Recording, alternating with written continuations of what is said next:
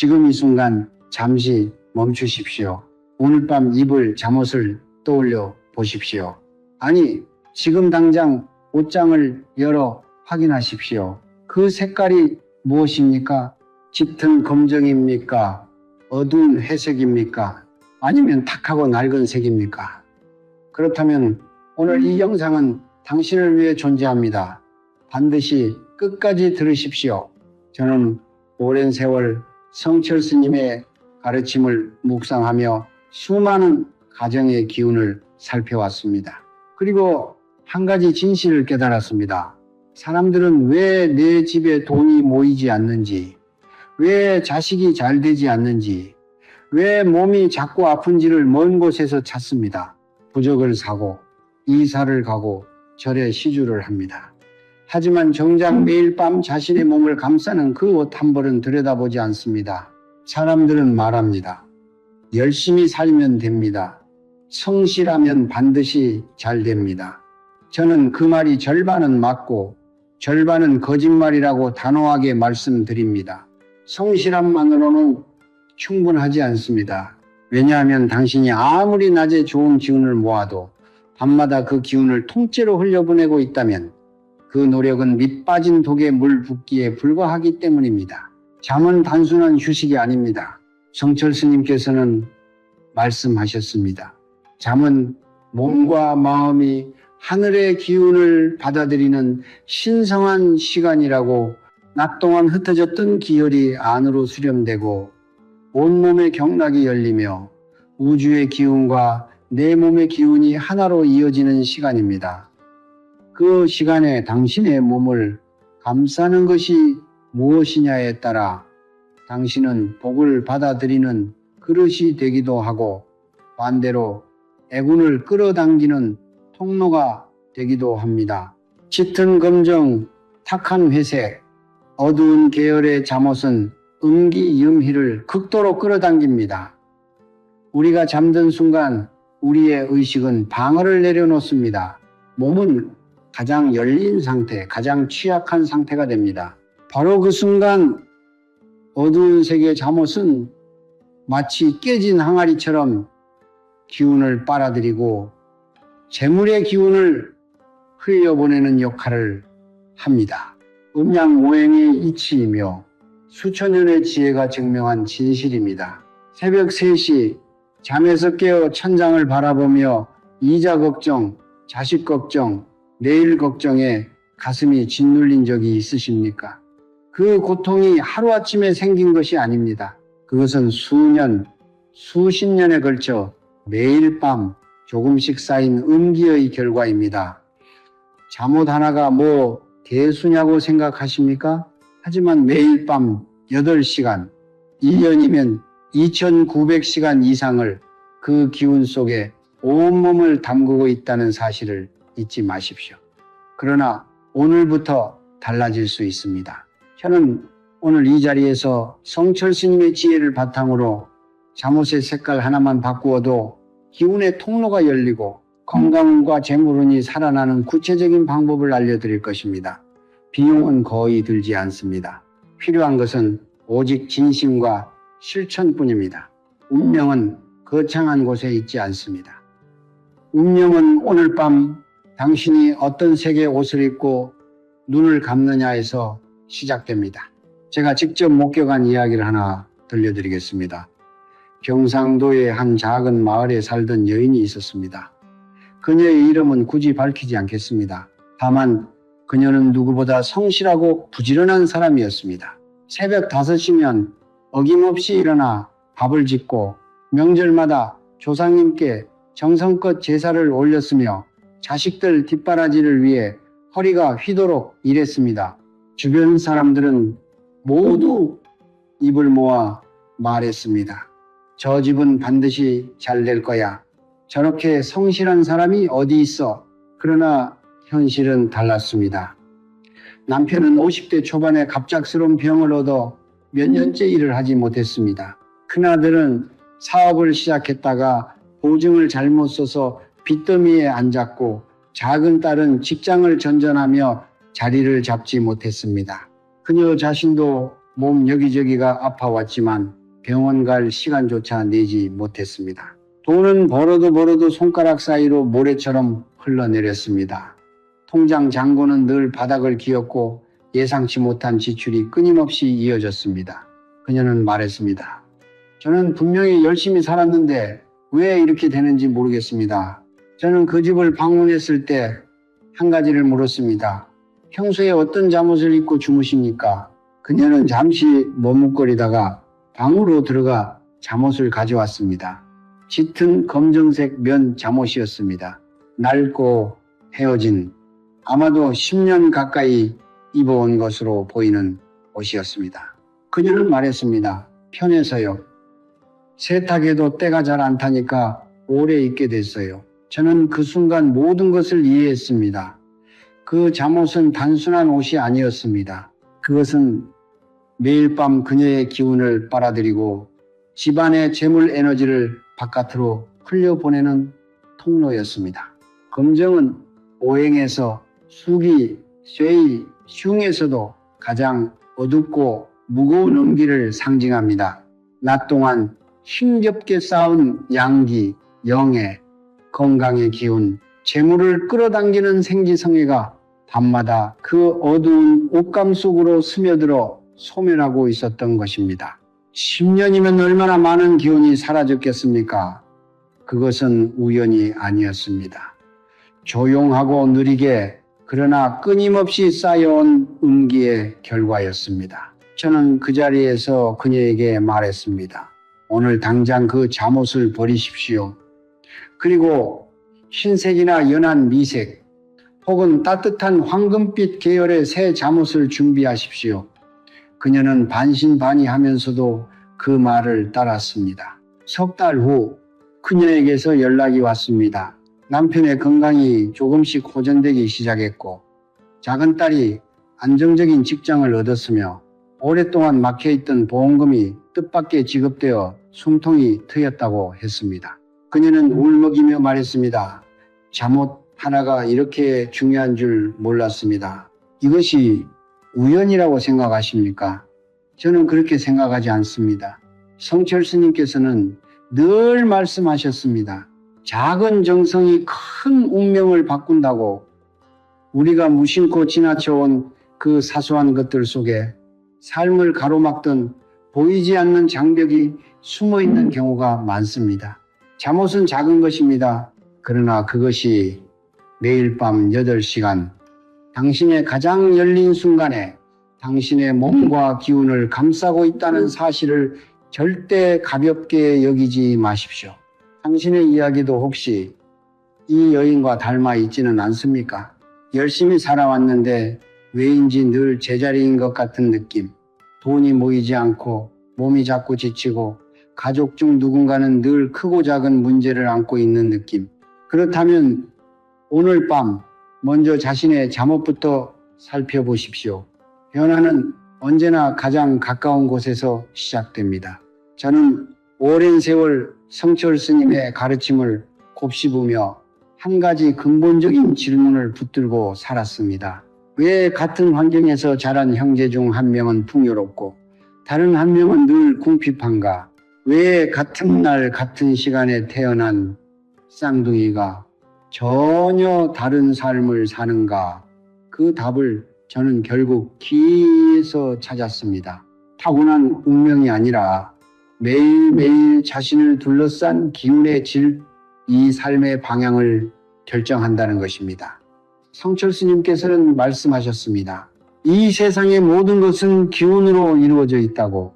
눈에 보이는 것도 보이지 않는 것도 모두 기운의 다른 표현일 뿐이라고. 그리고 색깔은 그 기운이 눈에 드러난 언어입니다. 색설은 단순히 시각적인 자극이 아닙니다. 색깔은 진동수를 가지고 있으며 그 진동수는 우리 몸의 기혈, 희쇠, 흐름과 직접적으로 공명합니다. 이것은 동양 철학만의 이야기가 아닙니다. 현대 과학에서도 색깔이 인간의 호르몬 분비, 심박수, 감정 상태에 영향을 미친다는 사실은 이미 수많은 연구로 증명되어 있습니다. 동서양의 지혜가 한 곳에서 만나는 것입니다. 음양오행, 염양무식의 이치로 풀어보겠습니다. 우주의 기운은 크게 염과 양, 영으로 나뉩니다. 양기는 밝고 따뜻하며 생동하는 기운입니다. 재물을 불러들이고 몸을 살리며 관계를 원활하게 하는 기운입니다. 반면 음기는 어둡고 차가우며 수렴하는 기운입니다. 적절한 음기는 휴식과 회복을 돕지만 과도한 음기는 기운을 막고 재물을 흩뜨리며 건강을 갉아먹습니다. 그리고 색깔은 이 음양의 기운을 담는 그릇입니다. 검정과 짙은 회색은 음기 중에서도 가장 무겁고 차가운 기운을 지닙니다. 오행으로 보면 수세의 기운이 극도로 치우친 색입니다. 물은 본래 재물의 기운과 연결되어 있습니다. 그러나 물이 너무 많아지면 범람하고 모든 것을 쓸어가 버립니다. 짙은 검정 계열의 옷을 밤새 몸에 걸치는 것은 마치 범람하는 강 속에 온몸을 담그고 잠을 자는 것과 같습니다. 처음에는 아무 느낌이 없습니다. 그러나 시간이 쌓일수록 기운은 서서히 그러나 확실하게 무너져 내립니다. 붉은색은 어떠합니까? 붉은색은 호의 기운입니다. 낮에는 열정과 활력을 주지만 밤에는 지나친 화기, 호의가 심신을 흥분시키고 불안하게 만듭니다. 붉은 잠옷을 입고 자면 잠이 얕아지고 꿈이 많아집니다. 자도 피곤하고 이유 없이 예민해집니다. 화기가 수면 중에 기운을 소진시키는 것입니다. 재물은 역시 마찬가지입니다. 화기가 넘치면 번쩍 벌어도 순식간에 사라집니다. 들어오는 것보다 나가는 것이 항상 많은 구조가 만들어집니다. 그렇다면 어떤 색이 좋습니까? 저는 수십 년간 관찰한 결과를 바탕으로 말씀드립니다. 흰색과 연한 미색은 금진의 기운을 담고 있습니다. 금기, 진해는 정화하고 수렴하며 안정시키는 기운입니다. 잠자는 동안 몸 안에 탁한 기운을 밀어내고 맑은 기운이 자연스럽게 들어오도록 통로를 열어줍니다. 마치 투명한 유리창처럼 빛이 들어오는 것을 막지 않는 색입니다. 연한 황금빛, 따뜻한 노란 계열은 토투의 기운입니다. 토기는 모든 것을 품고 기르는 대지의 기운입니다. 재물의 뿌리를 땅속 깊이 내리게 하고 가정의 안정과 자손의 번영을 이끄는 기운입니다. 연한 하늘색과 청록색은 목무의 기운으로 성장과 생명력을 상징하며 건강운과 자녀운을 높여줍니다. 이것을 이해하고 나면 잠옷 색깔을 고르는 일이 얼마나 중요한가를 자연스럽게 알게 됩니다. 우리는 잠드는 순간 의식의 문을 내려놓습니다. 그 시간 몸은 빈 그릇이 됩니다. 그 그릇에 무엇을 담느냐는 순전히 우리의 선택에 달려 있습니다. 어두운 색의 옷을 입고 음기를 담을 것인가? 밝고 따뜻한 색의 옷을 입고 양기와 재물의 기운을 담을 것인가? 성철 스님께서는 늘 말씀하셨습니다. 진실을 알면 선택이 달라지고 선택이 달라지면 운명이 달라진다고. 색깔은 기운입니다. 기운은 운명입니다. 그리고 그 운명은 오늘 밤 당신이 입는 옷 한 벌에서부터 다시 쓰여질 수 있습니다. 지금부터 드리는 말씀은 단순한 조언이 아닙니다. 수십 년간 수많은 가정의 기운을 살펴온 제가 성철 스님의 가르침을 바탕으로 드리는 엄중한 경고입니다. 부디 가볍게 듣지 마십시오. 이 내용은 당신의 가정과 자손의 운명에 직접적으로 연결되어 있습니다. 첫 번째로 절대 피해야 할 색은 검정입니다. 앞서도 말씀드렸지만 이것은 아무리 강조해도 지나치지 않습니다.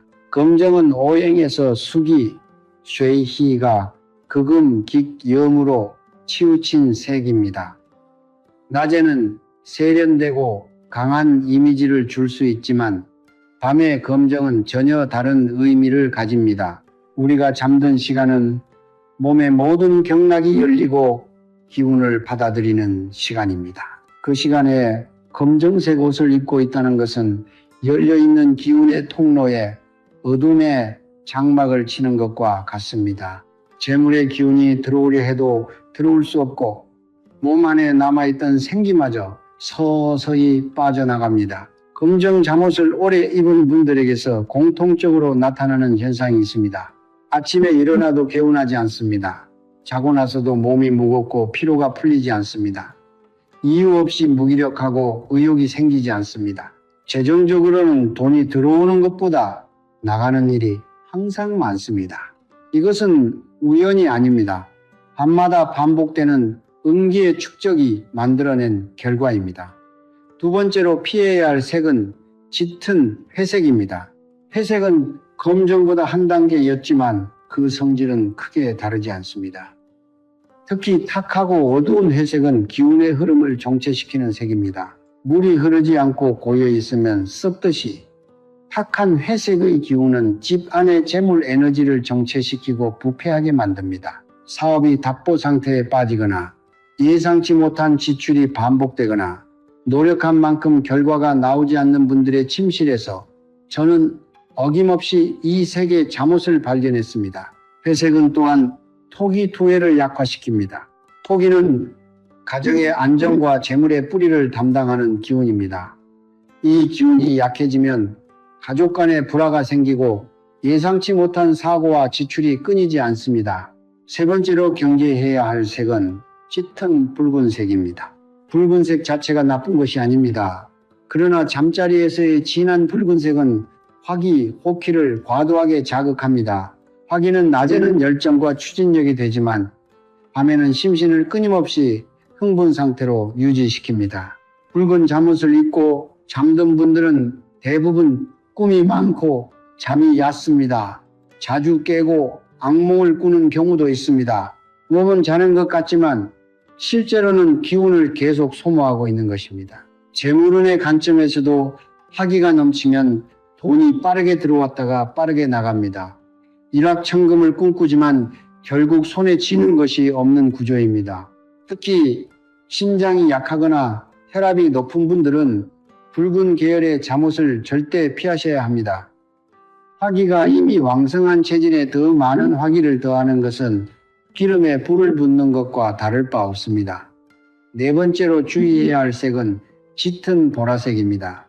보라색은 예로부터 귀한 색으로 여겨져 왔지만 그것은 어디까지나 의례적인 공간이나 특별한 목적에 사용될 때의 이야기입니다.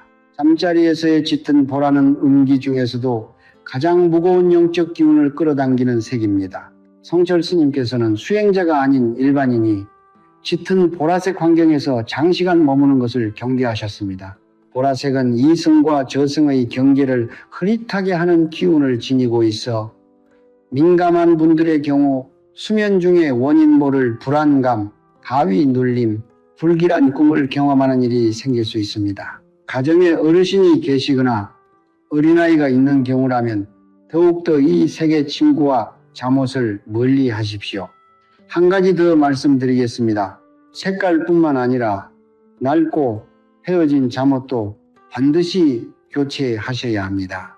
아무리 좋은 색이라도 오래되어 기운이 빠진 옷은 이미 제 역할을 하지 못합니다. 더 나아가 낡은 옷에는 오랜 세월 축적된 피로와 걱정, 슬픔의 기운이 스며들어 있습니다.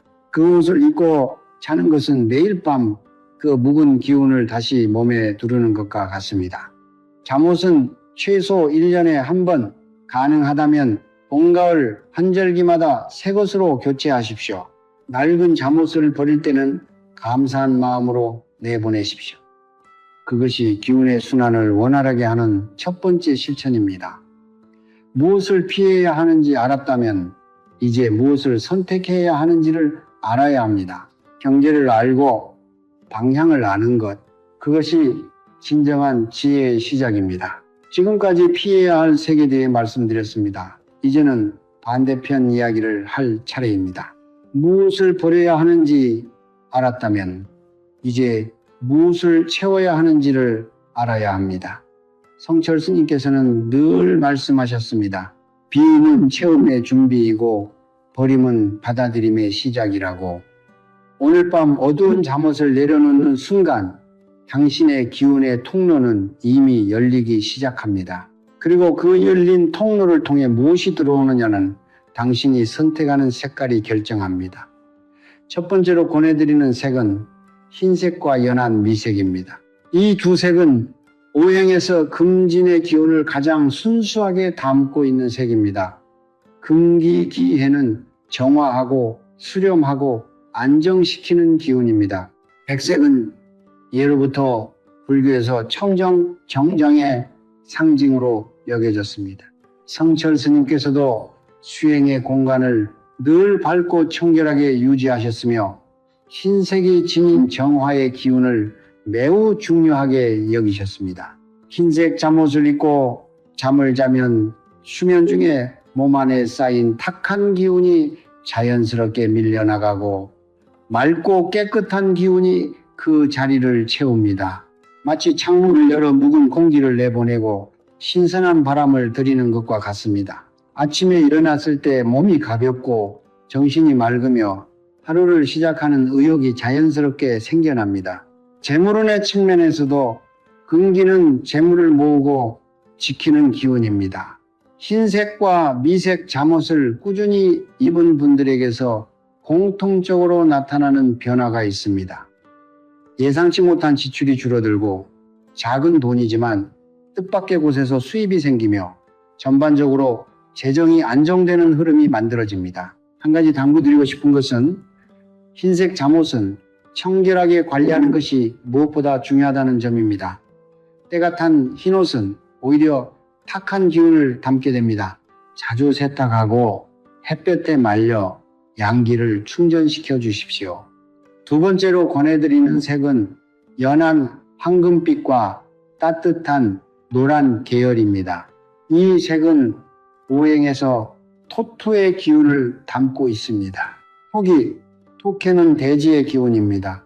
씨앗을 품고 싹을 틔우며 뿌리를 깊이 내리게 하는 기운입니다. 재물의 뿌리가 토기에서 시작된다는 것을 아십니까? 나무가 아무리 크게 자라도 뿌리가 깊지 않으면 바람 한 번에 쓰러지듯 재물도 토기가 뒷받침되지 않으면 크게 벌어도 또 쉽게 무너집니다.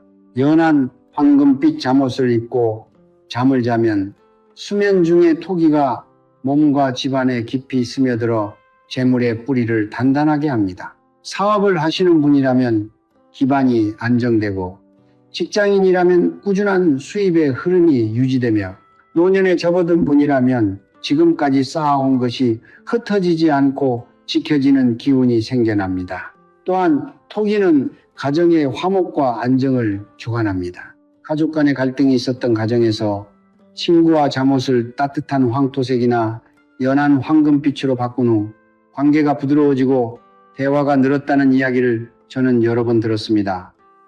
이것은 기운이 공간과 관계에 미치는 영향을 보여주는 살아있는 증거입니다. 세 번째로 말씀드릴 색은 연한 하늘색과 청록색입니다. 이 색은 오행에서 목무의 기운을 담고 있습니다. 목기는 성장과 생명력의 기운입니다. 봄에 새싹이 땅을 뚫고 올라오는 그 힘, 굽히지 않고 위를 향해 자라는 그 기운이 바로 목기입니다. 건강운을 높이고 싶은 분, 자녀의 학업운이나 성장을 바라는 분, 새로운 일을 시작하거나 변화를 원하는 분께 특히 이 색을 권합니다. 목기는 간, 감과 담담의 기운과 연결되어 있어 연한 청색 계열의 잠옷을 입으면 수면 중에 간 기능이 회복되고 피로가 해소되는 데 도움이 됩니다. 동양의학에서 간은 단순한 장기가 아닙니다. 기혈의 저장고이자 감정의 뿌리이며 결단력과 용기의 원천입니다. 간 기운이 살아나면 아침에 일어나는 힘이 생기고 어려운 결정을 앞두고도 흔들리지 않는 마음의 중심이 잡힙니다. 네 번째로 소개해드릴 색은 연한 분홍색입니다. 분홍은 화, 호의 기운 중에서도 가장 부드럽고 따뜻한 기운을 담고 있습니다. 짙은 붉은색이 과도한 화기로 심신을 자극한다면 연한 분홍은 그 화기를 순화시켜 사랑과 온기로 변화시킵니다. 이 색은 특히 가족의 정서적 유대감을 높이고 부부 사이의 화합을 이끄는 기운을 가지고 있습니다. 자녀가 있는 가정에서는 아이들의 정서 안정에도 좋은 영향을 줍니다. 또한 오랜 외로움이나 감정적 상처를 안고 계신 분들에게 분홍색 잠옷은 수면 중에 마음의 상처를 부드럽게 치유하는 역할을 합니다. 기운의 차원에서 보면 연한 분홍은 심장과 소장의 기운을 안정시키고 혈액순환을 원활하게 하며 수면의 질을 높여줍니다.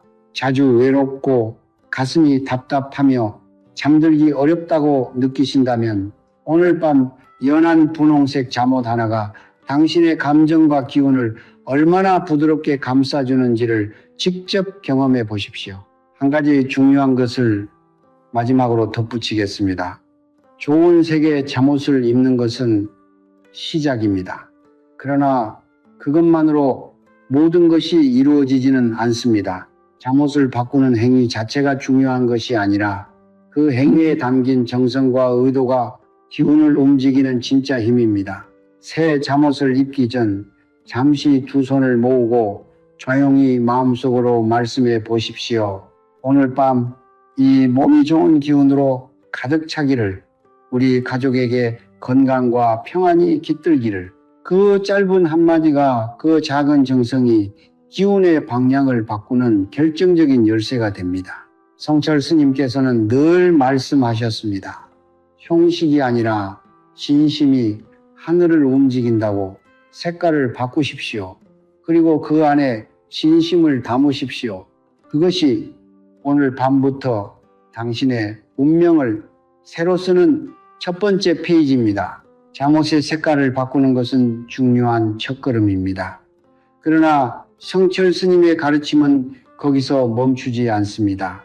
스님께서는 늘 말씀하셨습니다. 하나의 씨앗을 심었다면 그 씨앗이 뿌리를 내릴 수 있도록 땅을 가꾸어야 한다고. 잠옷을 바꾼 것이 씨앗이라면 오늘 제가 알려드릴 세 가지 실천은 그 씨앗이 자랄 수 있는 땅을 만드는 일입니다.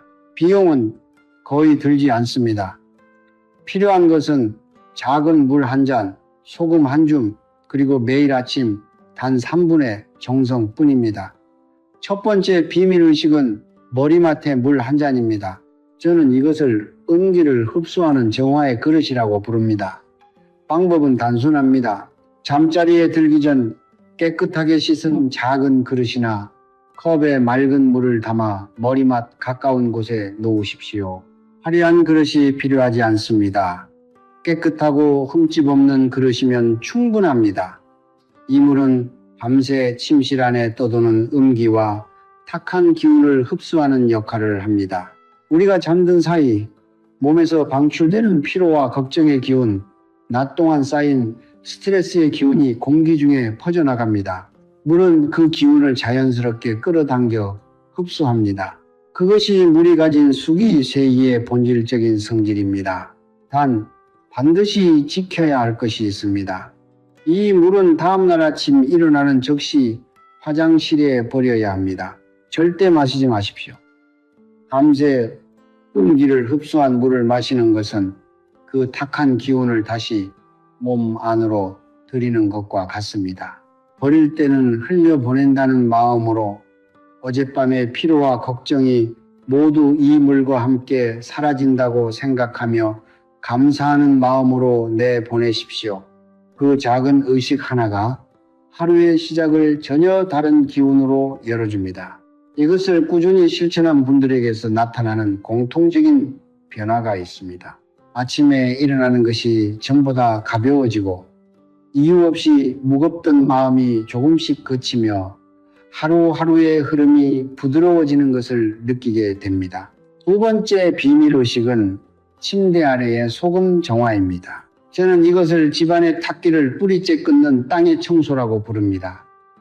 소금은 동서양을 막론하고 수천 년 동안 정화의 도구로 사용되어 왔습니다. 불교에서도 소금은 잡기와 음기를 물리치는 청정의 물질로 여겨집니다.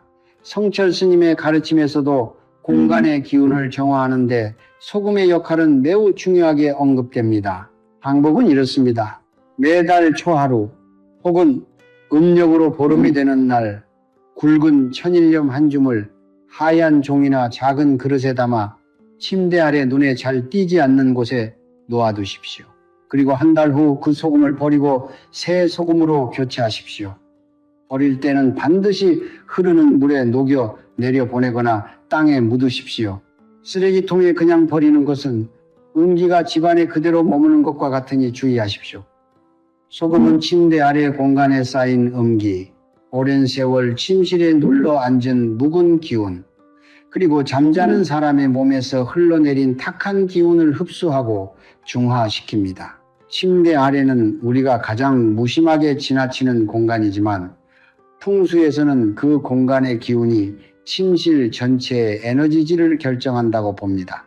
그 공간이 깨끗하면 잠자는 사람의 기운이 살아나고 그 공간이 탁하면 아무리 좋은 잠옷을 입어도 기운이 온전히 충전되지 않습니다. 세 번째 비밀의식은 아침 잠옷 계기입니다. 저는 이것을 고개집을 공경하는 아침 예식이라고 부릅니다. 이것은 가장 단순하지만 어쩌면 세 가지 중에서 가장 강력한 실천일지도 모릅니다. 잠에서 깬 후 잠옷을 벗는 즉시 그것을 아무렇게나 던져두지 마십시오. 잠시 시간을 내어 반듯하게 접어 정해진 자리에 놓아두십시오. 이것이 왜 중요합니까? 잠옷은 밤새 당신의 기운을 담고 있었던 옷입니다. 그 옷을 함부로 바닥에 던지거나 구겨놓는 것은 밤새 당신을 지켜준 기운을 발로 짓밟는 것과 같습니다. 반면 정성스럽게 접어 제자리에 두는 것은 그 기운에 감사를 표하고 다음 밤에도 좋은 기운을 다시 받겠다는 의지를 표현하는 행위입니다. 성철스님께서는 말씀하셨습니다. 물건을 대하는 태도가 곧 기운을 대하는 태도이고 기운을 대하는 태도가 곧 복을 대하는 태도라고. 잠옷 하나를 정성스럽게 개는 3분이 그날 하루의 기운의 질을 결정하는 시작점이 됩니다. 처음에는 번거롭게 느껴질 수 있습니다. 그러나 이 습관을 21일 동안 꾸준히 실천하십시오. 21일은 새로운 에너지 습관이 몸과 집의 기운 속에 자리 잡는 데 필요한 최소한의 시간입니다. 그 시간이 지나면 이 작은 행동이 하루를 여는 신성한 의식으로 느껴지기 시작할 것입니다. 이 세 가지 의식을 함께 실천할 때 그 효과는 배가 됩니다. 머리맡에 물 한 잔이 음기를 흡수하고 침대 아래의 소금이 공간의 탁기를 정화하며 아침의 잠옷 깨기가 기운에 대한 공경과 감사를 표현합니다.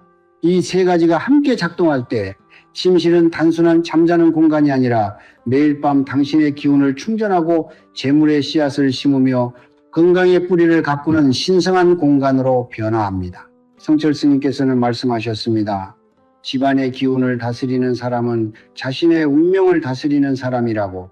오늘부터 당신의 침실이 그런 공간이 되기를 진심으로 바랍니다. 작은 것을 공경하는 사람이 결국 큰 복을 받습니다. 그것이 변하지 않는 하늘의 이치입니다. 지금까지 함께 걸어오신 여러분께 진심으로 감사드립니다. 잠옷의 색깔 이야기로 시작한 이 여정이 어쩌면 단순한 생활정보처럼 느껴지셨을 수도 있습니다. 그러나 저는 오늘 이 자리에서 단순히 색깔을 바꾸라는 이야기를 드린 것이 아닙니다. 저는 당신에게 삶을 대하는 태도를 바꾸자고 말씀드린 것입니다. 기운을 존중하고 공간을 공경하며 매일 밤의 잠자리 하나에도 정성을 담는 그 태도가 결국 당신의 울거는 다시 쓰는 힘이 된다는 것을 말씀드린 것입니다. 성철스님께서는 생전에 이런 말씀을 자주 하셨습니다. 사람들은 운명이 하늘에 있다고 생각한다. 그러나 진실은 다르다. 운명은 매 순간 당신의 손끝에서 만들어진다. 크고 거창한 결단에서가 아니라 매일 반복되는 작은 선택들 속에서 운명의 씨앗이 뿌려지고 자라난다고. 저는 수십 년 동안 그 가르침을 곱씹으며 수많은 가정을 살펴보았습니다. 그리고 그 말씀이 얼마나 정확한 진실인지를 수없이 확인했습니다. 오늘 밤 잠자리에 들기 전 잠시 멈추어 주십시오. 오늘 내가 입을 잠옷의 색깔이 무엇인지 확인하십시오. 머리맡에 맑은 물 한 잔을 놓아두십시오. 침대 아래 공간이 깨끗한지 살펴보십시오.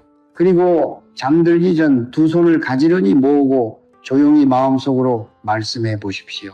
오늘 밤 이 잠자리가 나와 우리 가족에게 건강과 평안과 풍요의 기운으로 가득 차기를, 그 짧은 기도 한마디가, 그 작은 정성 하나가 하늘의 기운을 움직이는 진짜 열쇠입니다.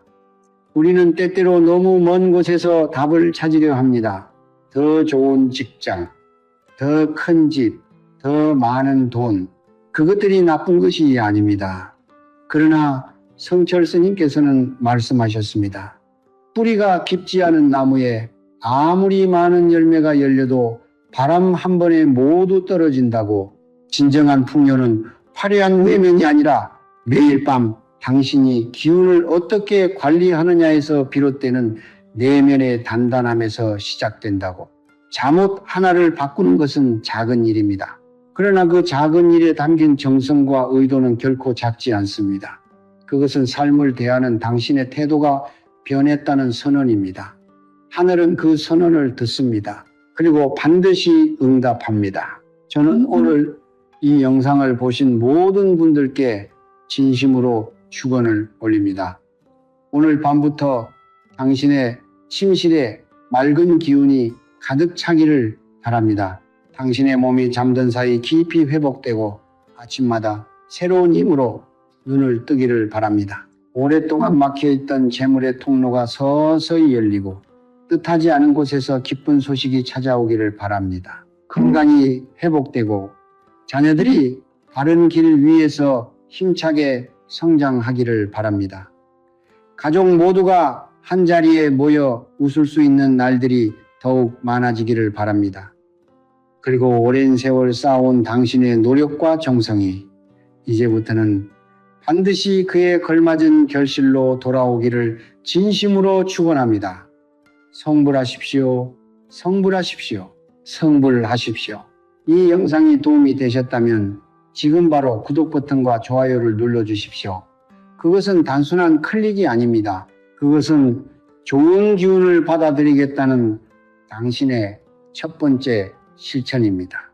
그리고 댓글창에 지금 이 순간 마음속으로 간절히 바라는 것을 적어주십시오. 저는 이렇게 권합니다. 나는 2026년 안에 모든 빚을 다 갚았다. 나는 건강하고 우리 가족은 평안하다. 나는 풍요롭고 감사한 삶을 살고 있다. 과거형으로 이미 이루어진 것처럼 적으십시오. 그것이 기운을 현실로 끌어당기는 화근의 힘입니다. 또한 다른 분들의 댓글에 좋아요를 눌러주십시오. 그 작은 손가락 하나가 공덕의 씨앗이 되어 당신에게 다시 돌아옵니다. 이 영상을 아직도 잠옷 색깔 하나 때문에 고통받고 계신 가족과 이웃에게 나누어 주십시오. 나눔은 배첨이고 배첨은 더 큰 복을 불러오는 통로입니다. 오늘 밤 당신이 어떤 색의 옷을 입고 눈을 감느냐가 내일의 당신을 결정합니다. 운명은 하늘이 결정하지 않습니다. 운명은 매일 밤 바로 당신의 손끝에서 결정됩니다. 오늘부터 그 손끝을 밝고 따뜻한 방향으로 움직여 주십시오. 저는 이 자리에서 진심으로 당신의 건강과 풍요와 평안을 빌겠습니다. 감사합니다. 그리고 성불하십시오. 여러분 잠깐 멈춰 주십시오. 지금 이 영상을 보고 계신다면 아마도 마음 한켠에 무거운 짐을 지고 계실 것입니다. 매달 절에 가고 매일 아침 손을 모아 기도하고 누구보다 성실하게 살아왔는데도 왜 돈은 항상 손가락 사이로 모래처럼 빠져나가는 것일까요? 왜 열심히 살수록 오히려 더 지쳐가는 것일까요?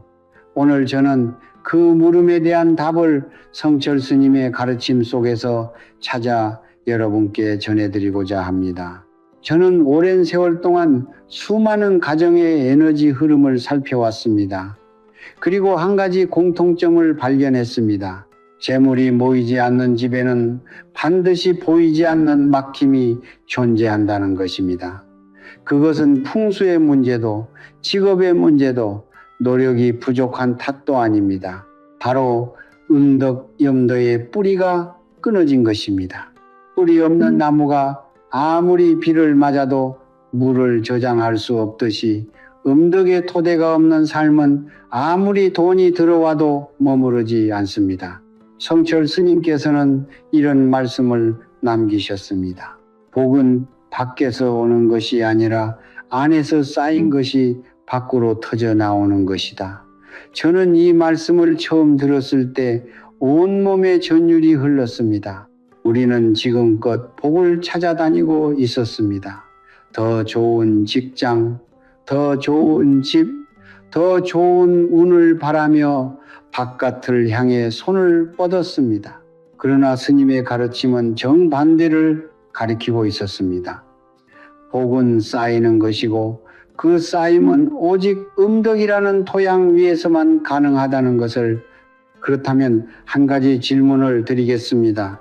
매달 단 하루 딱 한 번만 세 가지 음덕을 실천한다면 어떻게 될까요? 3대 조상의 음덕이 한꺼번에 모이는 날, 그날 행하는 선행은 평소의 3배, 아니 그 이상의 공덕으로 쌓인다고 성철 스님은 말씀하셨습니다.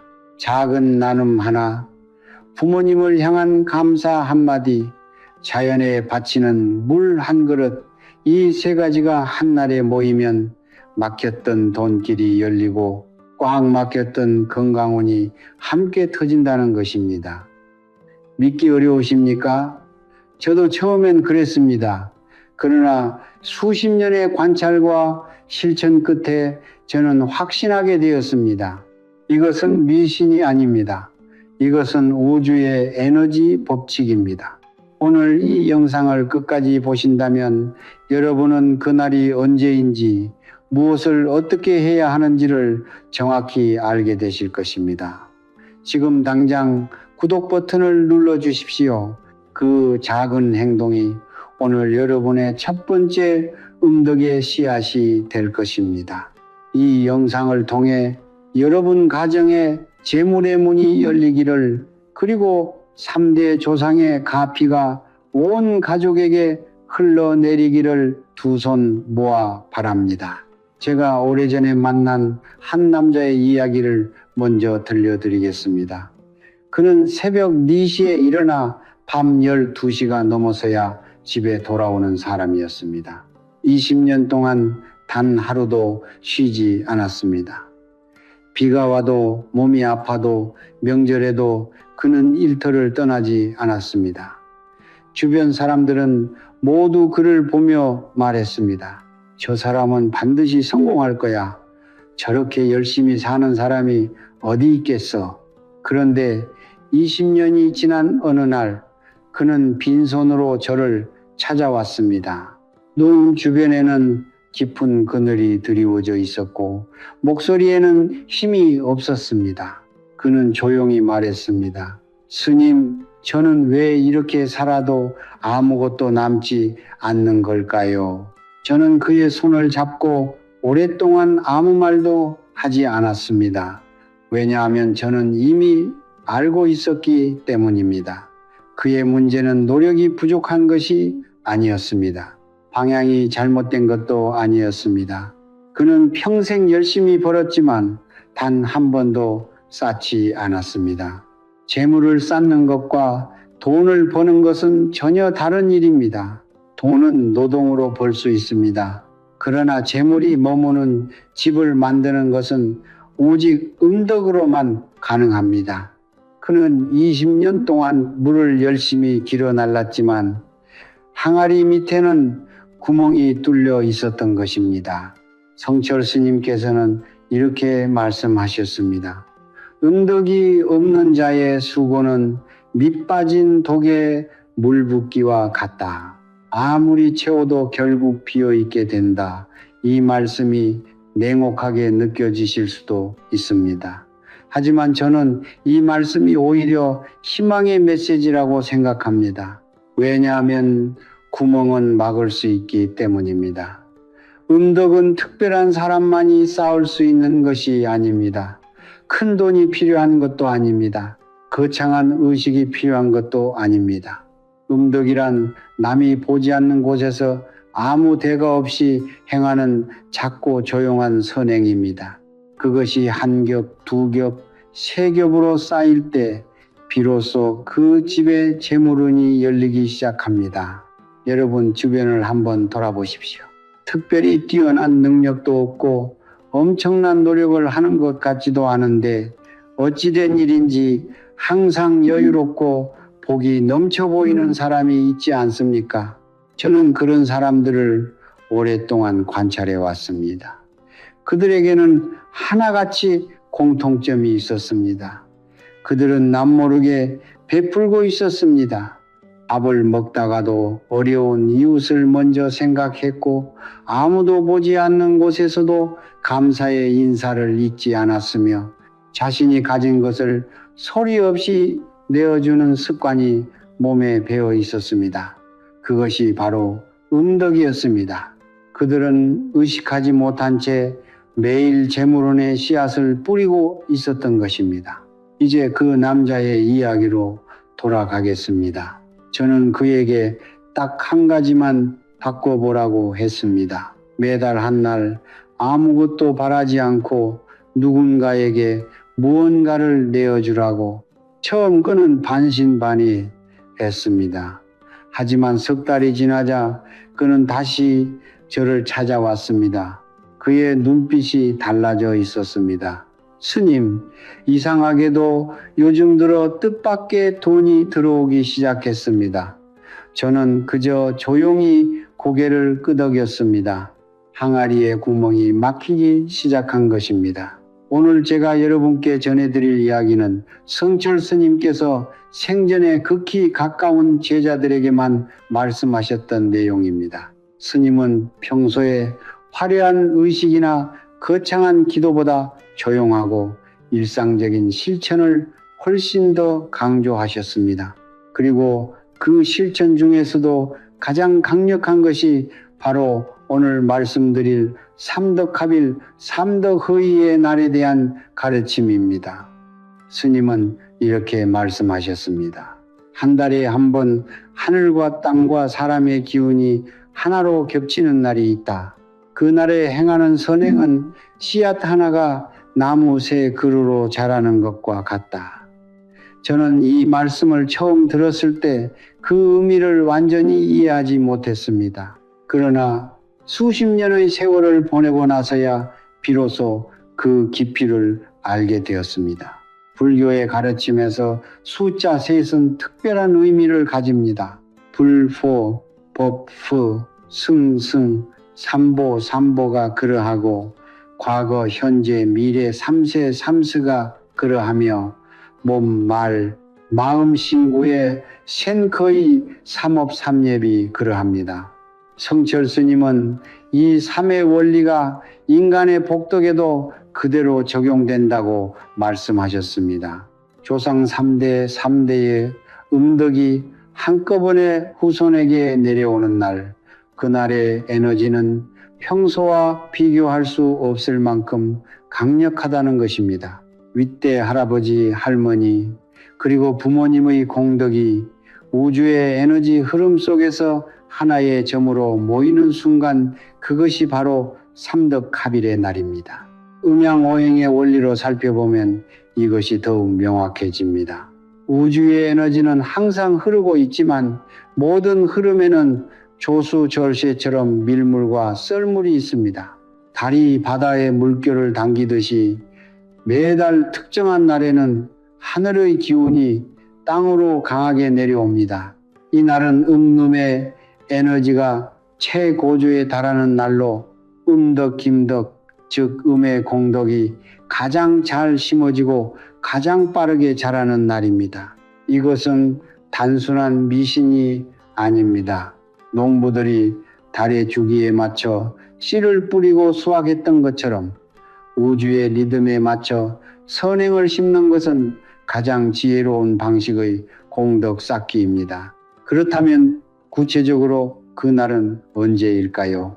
성철 스님의 가르침에 따르면 그것은 매달 음력으로 특정한 날에 해당합니다.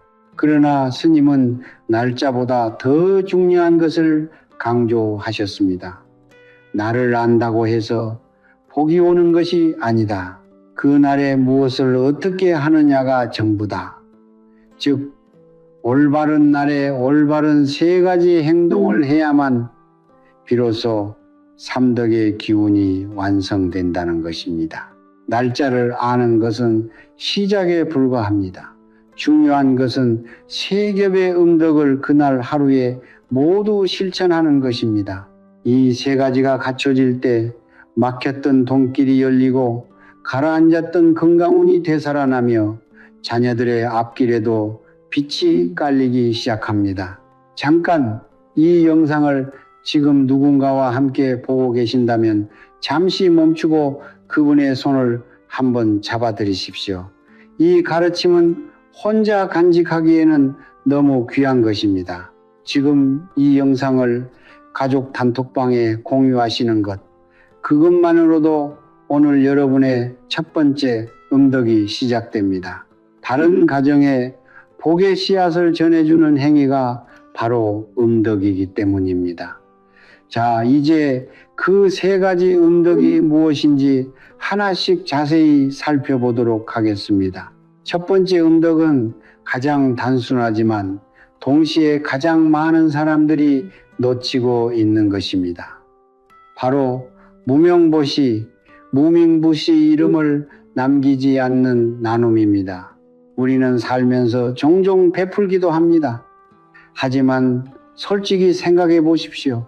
내가 누군가에게 무언가를 줄 때 마음 한켠에 저 사람이 고마워하겠지, 언젠가는 돌아오겠지, 주변 사람들이 나를 좋은 사람으로 볼 거야 하는 생각이 없었습니까?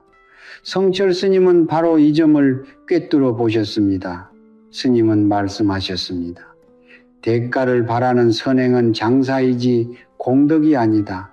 씨앗을 심으면서 이미 열매를 계산하는 농부는 결국 아무것도 거두지 못한다.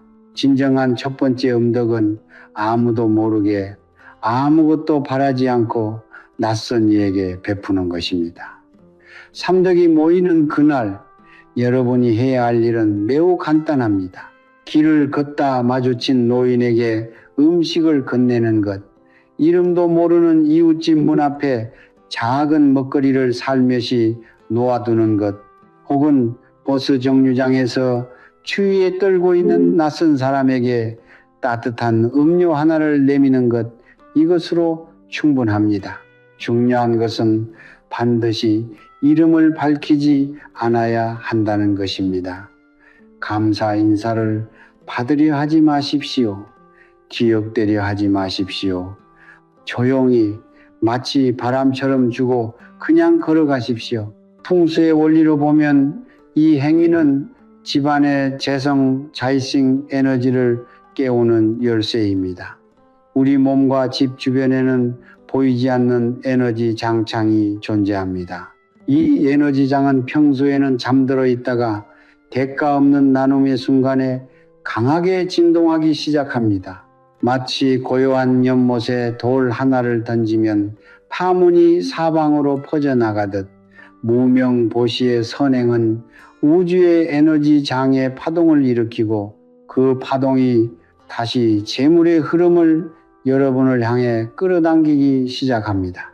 이것이 바로 성철 스님이 말씀하신 복은 내가 만드는 것이 아니라 불러들이는 것의 의미입니다. 비용이 얼마나 드느냐고 물으신다면 저는 자신 있게 말씀드릴 수 있습니다. 1,000원짜리 음료 하나로도 충분합니다. 편의점에서 산 작은 빵 하나, 집에서 남은 과일 몇 개, 직접 지은 밥 한 그릇, 그 가치의 크기는 중요하지 않습니다. 중요한 것은 마음의 결입니다. 내어줄 때에 마음이 맑고 따뜻하면 그 작은 나눔은 우주에서 수백 배의 무게로 기록됩니다. 반대로 억지로 주거나 불만스러운 마음으로 주면 그 행위는 공덕이 되지 않습니다. 마음이 먼저입니다. 물건은 그 다음입니다. 저는 오랫동안 이 가르침을 전해왔고 실천한 분들의 이야기를 수도 없이 들어왔습니다. 처음에는 반신반의하며 시작했지만 석 달, 6달, 1년이 지나면서 삶이 조금씩 달라지더라는 이야기들이었습니다. 예상치 못한 곳에서 돈이 들어오고 오래 막혔던 일이 풀리고 몸이 가벼워지는 느낌을 받기 시작했다고들 하셨습니다. 성철 스님은 말씀하셨습니다. 하늘은 주는 손을 결코 빈손으로 돌려보내지 않는다. 여러분의 손이 먼저 열릴 때 하늘의 손도 비로소 열립니다. 이것이 첫 번째 음덕의 전부입니다. 두 번째 음덕은 첫 번째보다 훨씬 더 깊은 곳에 뿌리를 두고 있습니다. 그것은 바로 조상과 부모님을 향한 진심 어린 감사입니다. 현대를 살아가는 많은 분들이 이 부분을 너무 가볍게 여기거나 혹은 형식적인 제사 한 번으로 대신하려 합니다. 하지만 성철 스님은 이것이야말로 재물운과 건강운을 결정짓는 가장 강력한 뿌리라고 말씀하셨습니다. 스님은 이런 말씀을 남기셨습니다. 뿌리를 잊은 나무는 아무리 크게 자라도 첫 번째 태풍에 쓰러진다. 조상을 기억하지 않는 집은 아무리 돈이 쌓여도 하루아침에 무너진다. 이 말씀이 여러분의 가슴 깊은 곳에 닿기를 바랍니다. 우리 눈에는 보이지 않지만 우리 곁에는 언제나 조상신의 기운이 머물고 있습니다. 할아버지, 할머니, 그리고 그 위에 윗대 어른들, 그분들이 살면서 쌓아온 선업, 셋nghiệp 과 공덕은 사라지지 않습니다. 그것은 마치 보이지 않는 은행 계좌처럼 후손들을 위해 차곡차곡 쌓여 있습니다. 그러나 그 계좌에서 돈을 인출하려면 반드시 비밀번호가 필요합니다. 그 비밀번호가 바로 감사입니다. 감사의 마음이 없으면 아무리 많은 조상의 공덕이 쌓여 있어도 후손에게는 한 푼도 전달되지 않습니다. 이것이 성철 스님께서 강조하신 조상 공양의 진정한 의미입니다. 삼덕이 모이는 그날 두 번째 음덕을 실천하는 방법은 여러 가지가 있습니다. 가장 좋은 것은 직접 선영센지를 찾아 묘소 앞에 무릎을 꿇고 조용히 감사의 말을 전하는 것입니다. 그러나 멀리 계신 분들 혹은 여건이 허락하지 않는 분들은 집에서도 충분히 실천하실 수 있습니다.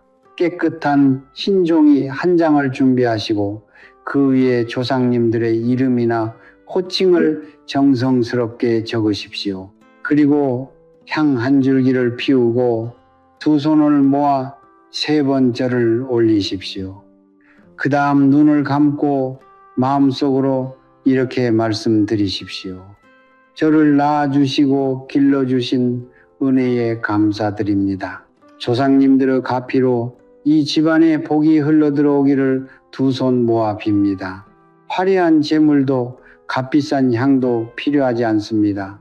오직 진심만이 하늘에 닿습니다. 부모님이 아직 살아계신 분들은 더없이 귀한 기회를 가지고 계신 것입니다. 그날만큼은 부모님께 직접 전화를 드리십시오. 오랫동안 하지 못했던 그 한마디를 꺼내십시오. 아버지, 어머니, 낳아주셔서 감사합니다. 덕분에 오늘 제가 이렇게 살고 있습니다. 처음에는 쑥스럽고 어색하실 수 있습니다. 그러나 그 한마디가 전해지는 순간 보이지 않는 세계에서는 엄청난 일이 일어납니다. 조상신의 기운이 깨어나고 오랫동안 막혀있던 그 집안의 재물의 통로가 서서히 열리기 시작합니다. 성철 스님은 말씀하셨습니다. 효도는 가장 빠른 기도이고 감사는 가장 강력한 주문이다. 제가 아는 한 어머니의 이야기를 잠깐 들려드리겠습니다. 50대 초반에 그분은 수년째 사업이 뜻대로 되지 않아 극도로 지쳐 있었습니다. 저는 그분께 딱 한 가지를 권해드렸습니다. 매달 한 번 돌아가신 시어머니의 기일이 아니어도 좋으니 조용히 향을 피우고 감사의 인사를 드려보라고. 그분은 처음엔 왜 그래야 하는지 이해하지 못했습니다. 그러나 2달 후 그분에게서 연락이 왔습니다. 오래 끊어졌던 거래처에서 먼저 연락이 왔고 예상치 못한 계약이 성사되었다는 것이었습니다. 조상의 음덕 계좌가 열리기 시작한 것입니다. 여러분의 조상님들도 지금 이 순간 여러분이 손을 내밀어 주기를 기다리고 계십니다. 3번째 음덕은 앞에 2가지와는 조금 다른 결을 가지고 있습니다. 첫 번째가 사람을 향한 나눔이었고 2번째가 조상을 향한 감사였다면 3번째는 자연과 우주를 향한 공경입니다. 성철 스님은 인간이 자연과 분리된 존재가 아니라 자연의 일부임을 늘 강조하셨습니다. 스님은 이렇게 말씀하셨습니다. 하늘과 땅과 물이 있어 우리가 숨을 쉬고 밥을 먹는다. 그 은혜를 잊는 순간 자연은 우리에게서 복을 거두어 간다. 우리는 너무 오랫동안 자연으로부터 일방적으로 받기만 했습니다. 3번째 음덕은 그 빚을 갚는 행위이자 우주의 에너지를 다시 집 안으로 불러들이는 가장 강력한 의식입니다. 방법은 놀랍도록 단순합니다. 삼덕이 모이는 그날 아침 가장 먼저 해야 할 일은 정화수, 징화수의 한 그릇을 올리는 것입니다. 깨끗하게 씻은 흰 그릇에 새로 떠온 물을 가득 담아 창가나 베란다 혹은 작은 제단 위에 2 손으로 조심스럽게 올려놓으십시오. 그리고 그 앞에 잠시 서서 눈을 감고 이 물이 우주의 기운을 담아 집 안으로 흘러들어오기를 조용히 염원하십시오. 물은 풍수에서 재물의 혈맥 샘무로 불립니다. 고여있는 물은 기운이 막힌 것을 의미하고 맑고 신선한 물은 새로운 기운이 유입되는 통로가 됩니다. 이 작은 의식 하나가 여러분의 집안에 새로운 재물의 흐름을 만들어냅니다. 그것으로 끝이 아닙니다. 그 날은 또한 작은 생명에게 먹이를 주는 날이기도 합니다. 베란다에 새를 위한 쌀 한 줌을 뿌려 놓으십시오. 근처 연못이나 하천에 사는 물고기들을 위해 작은 먹이를 던져주십시오. 마당에 개미떼를 위해 설탕 한 조각을 올려두십시오. 이 행위가 무슨 의미가 있냐고 물으신다면 저는 이렇게 답하겠습니다. 성철 스님이 가르침에서 모든 살아있는 존재는 우주 에너지의 통로입니다.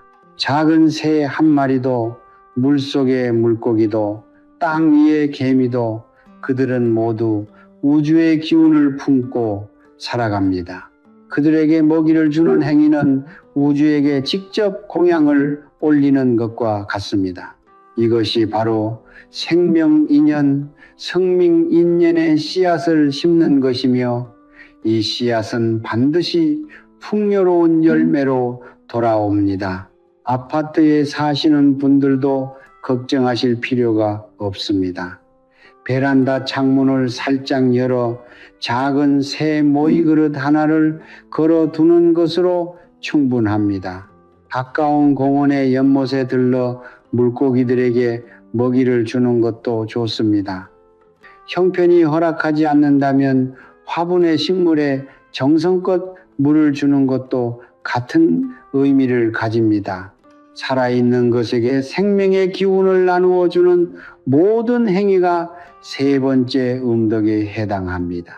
중요한 것은 그 행위를 할 때 마음속으로 우주의 감사함을 느끼는 것입니다. 의무감으로 하는 것이 아니라 진심으로 자연의 품에 안기는 마음으로 하는 것. 그것이 이 의식의 핵심입니다.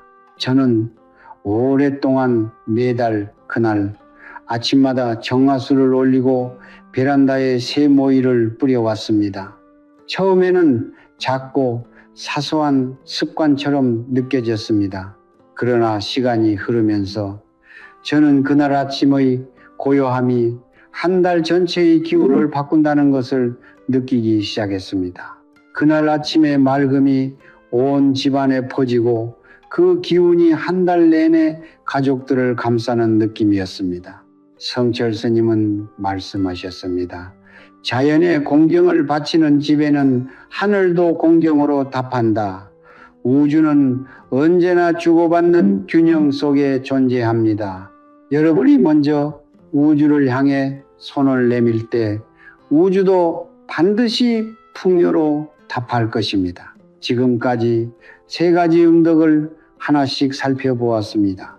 낯선 일을 위한 무명보시, 조상과 부모님을 향한 감사의 의식, 그리고 자연과 우주를 향한 공경의 공양, 이 3가지가 삼덕이 모이는 하루 안에 모두 실천될 때 비로소 성철 스님이 말씀하신 삼덕합일 삼덕의 기운이 완성됩니다.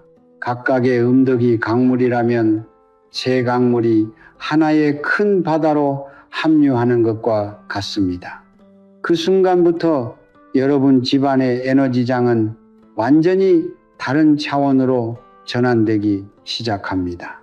오랫동안 막혀있던 재물의 통로가 열리고 가라앉았던 건강의 기운이 되살아나며 자손들의 앞길에도 빛이 스며들기 시작합니다. 이것은 한 달 만에 일어나는 기적이 아닙니다. 그러나 꾸준히 반복될수록 그 변화는 반드시 현실로 나타납니다. 그러나 여기서 반드시 말씀드려야 할 것이 있습니다. 성철 스님은 이 가르침을 전하실 때 항상 한 가지 엄중한 경고를 함께 하셨습니다. 좋은 씨앗을 심어도 밭에 독을 뿌리면 싹이 트지 않는다. 삼덕이 모이는 그날은 에너지가 평소보다 3배로 예민하고 강력합니다. 이 말은 선한 행동이 3배의 공덕으로 쌓인다는 뜻이기도 하지만 동시에 나쁜 기운도 3배로 증폭된다는 뜻이기도 합니다. 그날 하루만큼은 반드시 지켜야 할 금기들이 있습니다. 이것을 소홀히 여기는 순간 힘들게 쌓아 올린 음덕이 한꺼번에 무너질 수 있습니다. 첫 번째로 절대 해서는 안 되는 것은 다툼과 언쟁입니다. 그날만큼은 가족과의 사소한 말다툼도 이웃과의 불필요한 마찰도 피해야 합니다. 말은 에너지입니다. 거친 말 한마디가 그날의 기운 전체를 흐트러뜨릴 수 있습니다. 만약 갈등이 생기더라도 그날만큼은 조용히 자리를 피하십시오. 말로 이기는 것보다 기운을 지키는 것이 훨씬 더 현명한 선택입니다. 성철 스님은 말씀하셨습니다. 분노는 평생 쌓은 공덕을 하루아침에 태워버리는 불씨다. 특히 부모님이나 배우자와의 언쟁은 그날의 음덕을 뿌리째 흔드는 가장 위험한 행위입니다. 두 번째 금기는 불평과 원망의 말입니다.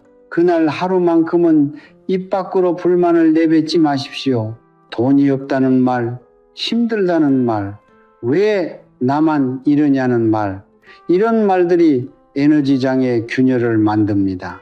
부정적인 언어는 재물을 불러들이는 통로를 막는 가장 빠른 방법입니다. 그날 하루 여러분의 입술이 내뱉는 모든 말이 우주로 보내는 메시지라고 생각하십시오. 감사한 것을 말하고 좋은 것을 말하고 따뜻한 것을 말하십시오. 그것만으로도 여러분은 이미 4번째 음덕을 쌓고 있는 것입니다. 3번째 금기는 낭비와 함부로 버리는 행위입니다. 그날만큼은 음식을 함부로 남기거나 버리지 마십시오. 물을 쓸데없이 흘리지 마십시오. 돈을 충동적으로 쓰지 마십시오. 풍수에서 낭비는 재물이 빠져나가는 구멍을 만드는 행위입니다. 특히 음식을 버리는 것은 조상신의 공양을 거부하는 것과 같다고 성철 스님은 말씀하셨습니다. 그날 하루는 모든 것을 소중히 여기고 있는 것에 감사하며 채워진 것을 기뻐하는 마음으로 보내십시오. 그 마음가짐 하나가 삼덕의 기운을 완성하는 마지막 열쇠입니다. 세 가지 음덕을 실천하고 세 가지 금기를 지킬 때 비로소 그날의 기운은 온전히 여러분의 것이 됩니다. 오늘 우리는 함께 긴 여정을 걸어왔습니다. 음덕이란 무엇인지, 왜 열심히 살아도 돈이 모이지 않는지, 그리고 매달 단 하루 세 가지 작은 실천이 어떻게 막혔던 동길과 건강운을 한꺼번에 열어젖히는지, 이 모든 것을 성철 스님의 가르침을 통해 살펴보았습니다. 이제 마지막으로 제가 가장 드리고 싶은 말씀을 전해드리겠습니다. 그것은 바로 이것입니다. 운명은 바꿀 수 있습니다. 단 바깥에서 찾아서는 안 됩니다. 운명은 오직 안에서부터 바뀝니다. 마음이 바뀌면 행동이 바뀌고, 행동이 바뀌면 기운이 바뀌고, 기운이 바뀌면 현실이 바뀝니다. 이것이 성철 스님께서 평생 전하신 단 하나의 진리입니다. 우리는 살면서 너무 많은 것을 바깥에서 찾으려 했습니다. 더 좋은 운을 찾아 점집을 기웃거리고 더 큰 복을 얻으려 비싼 부적을 샀으며 남들보다 더 빠르게 부자가 되려고 검증되지 않은 방법들을 쫓아다녔습니다. 그러나 성철 스님은 단호하게 말씀하셨습니다. 복은 사는 것이 아니다. 복은 짓는 것이다. 음덕은 특별한 날, 특별한 장소에서 특별한 사람만이 실천할 수 있는 것이 아닙니다. 지금 이 자리에서, 지금 이 순간부터 여러분 누구나 시작할 수 있습니다. 낯선 이에게 건네는 따뜻한 음료 하나, 부모님께 드리는 감사의 전화 한 통, 베란다에 뿌려주는 세모의 한 줌, 이 세 가지가 여러분의 운명을 바꾸는 씨앗입니다. 지금 이 영상을 보고 계신 여러분 중에는 오랫동안 빚의 무게에 짓눌려 하루하루를 버텨오신 분도 계실 것입니다. 사업이 뜻대로 풀리지 않아 밤잠을 설치신 분도 계실 것이고, 자식들 뒷바라지에 자신의 건강은 돌보지 못한 채 살아오신 분도 계실 것입니다.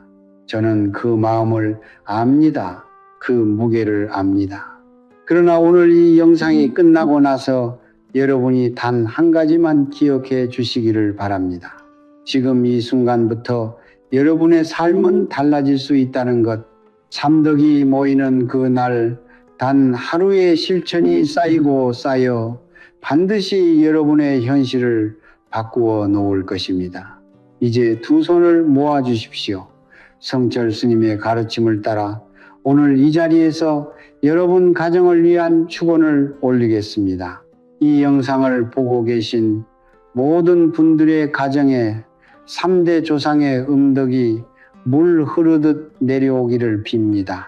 오랫동안 막혀있던 재물의 길이 활짝 열려 예상치 못한 곳에서 기쁜 소식이 찾아오기를 빕니다. 몸에 병이 있으신 분은 빠르게 회복되시고, 마음의 짐이 무거우신 분은 그 짐이 가벼워지기를 빕니다. 자식들은 건강하게 자라 훌륭한 사람이 되고, 부모님은 오래오래 건강하게 곁에 계시기를 빕니다. 이 모든 축원이 오늘 이 순간부터 여러분의 삶 속에서 하나씩 이루어지기를 성철 스님의 가르침 앞에 두 손 모아 간절히 빕니다. 성불하십시오. 마지막으로 한 가지만 부탁드리겠습니다. 오늘 이 영상에서 작은 위로와 희망을 찾으셨다면 지금 바로 이 영상을 가족 단톡방에 공유해 주십시오. 그것이 오늘 여러분이 심을 수 있는 가장 아름다운 음덕입니다. 다른 가정에 복의 씨앗을 전해주는 그 행위가 다시 여러분에게로 돌아올 것입니다. 구독과 좋아요는 이 가르침이 더 많은 분들께 닿을 수 있도록 도와주는 작은 손길입니다. 댓글란에 우리 가족에게 복이 들어옵니다 라고 적어주십시오. 그 고백이 여러분의 오늘을 바꾸는 첫 번째 주문이 될 것입니다. 여러분의 가정에 언제나 평화와 풍요가 가득하기를 빕니다. 감사합니다.